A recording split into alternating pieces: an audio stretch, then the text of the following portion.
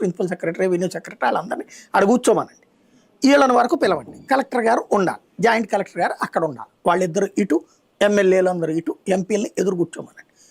వీళ్ళ ప్రణాళికలు ఆయన ఎదురుగుండా తేల్చమని చెప్పండి. సింపుల్, పరిష్కారం అయిపోతుంది కదా. ఒకవేళ కలెక్టర్లు చేద్దామంటే వీళ్ళు ఆపుతున్నది, లేదా వీళ్ళు ప్రపోజ్ చేస్తే కలెక్టర్ ఆపుతున్నది, పరిష్కారం అయిపోతుంది కదా. ఒక గంటకు మించి టైం అవసరమా వీటికి? ఈ 2 రోజుల పాటు ఈ ఉపన్యాసాలు, అయ్యో నేను అంత అద్భుతం చేశాను, ఇంత అద్భుతం చేశాను, అయినా కూడా మీరందరూ సరిగ్గా సక్రమంగా ప్రవర్తించట్లేదంటూ వాళ్ళని తిట్టడం ఎందుకు, శాపనార్థాలు పెట్టడం ఎందుకు? ఈ పని సింపుల్గా అయిపోయేటటువంటిది కదా. ఈ 48 గంటల్లో బోల్డ్ అని పరిష్కరించవచ్చు కదా. నెలకి 2 రోజుల పాటు దీనికి కేటాయించమనండి. నెలకి 2 రోజుల పాటు, లేదా 3 నెలలకి 2 రోజులు కేటాయించుకోండి. ఎందుకంటే నెల అయితే కష్టం అనుకుంటే అయిపోయా.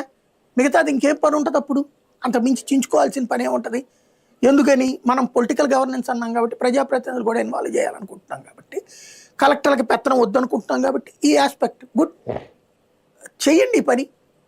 అలా కాకుండా ప్రతిసారి మీటింగ్కి నేను లేచినటువంటి సందర్భంలో అంటూ ఒక చిన్న చర్చా కార్యక్రమం బిగిన్ చేసి, దాంట్లో నుంచి పలువురు ప్రశంసలు, పలువురు చొరకలేమో లోపల దాచిపెట్టుకుంటూ బయటికి మేకపోతు గాంభీర్యపు నవ్వులు, ఇవన్నీ అవసరమా? ఆ కలెక్టర్లు అందరినీ అక్కడ కూర్చోబెట్టి ప్రతి ఒక్కళ్ళకి హోటల్ రూములు ఇవ్వాలా, స్టార్ హోటల్ రూములు ఇవ్వాలి. ఇదివరకు అయితే కనుక అదేదో ఆ గెస్ట్ హౌస్లు అన్ని